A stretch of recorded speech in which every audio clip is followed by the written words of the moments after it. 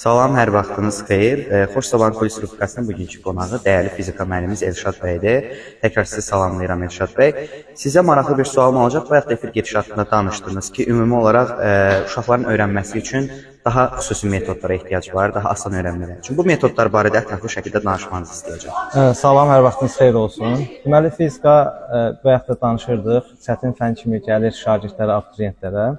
Onlara yanaşmaq elə başdan başlayır. Öncə şagird fizika fənninə gələndə ilk dərsdə psixoloji olaraq ona elə yanaşmaq lazımdır ki, o birincisi fizikadan qorxmaması lazımdır. Sonra dərs əsnasında keçdiyimiz dərslər müddətində vizual görüntülərdən daha çox istifadə etmək lazımdır. Çünki hər bir şagirdin qavrama qabiliyyəti fərqli formada olur. Elə uşaq var ki, ancaq oxuyaraq anlaya bilir, elə uşaq var görərək daha çox yaxşı anlaya bilir.